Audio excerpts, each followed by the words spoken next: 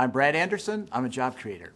I started off as a pastor's kid and had no earthly idea how the economy worked.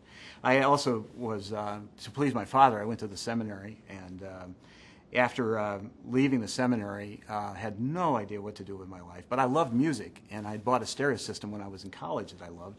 So having no idea what to do, I was lucky enough to get a job as a clerk at a store that sold the stereo equipment that I bought when I was in college, and that happened to be Sound of Music, which turned into sort of my only real job, except for working part-time as a kid. So my career really started as an accident, working as a clerk in a store, and certainly never had any great ambitions to be a business person. I make $69 because it's paid on commission and I can't sell anything my first couple of weeks. Smart enough to figure out that's not a very good rate, going to quit.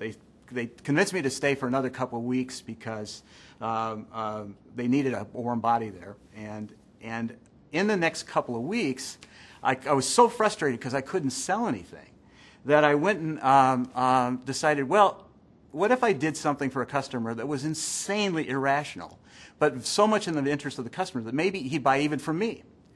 And so I sold my first stereo I ever sold. I had to deliver to a town that was 80 miles away from the Twin Cities and install the speakers. I'm sure I lost a ton of money making it, but I discovered what the core of business was, which was serving a customer. And all of a sudden, I could sell.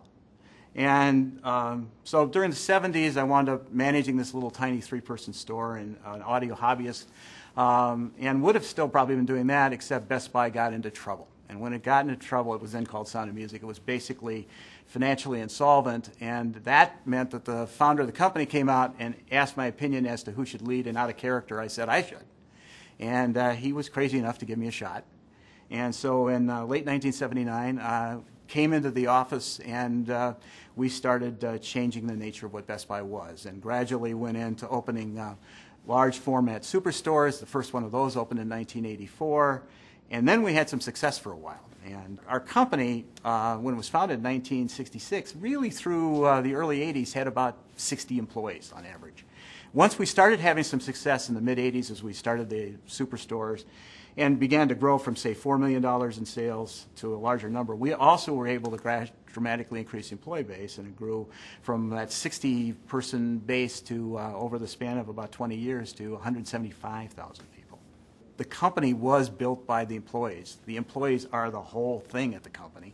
We talked about this a lot. Everything that happened here that we're proud of that allowed the company to keep growing came out of some employee's life story, authentic life story. The great incentive that sits there is to use the individual uniqueness of everybody that works. So for me, maybe we had 175,000 people, but if I went to talk to somebody in China or I talked to somebody in Alabama, they were very different people, and they had something else and different to bring. And that actually, the fact that we give people economic power in the society allowed that to flower. And I didn't understand it when I started, and it was one of the great joys of work experiences to begin to see how that works.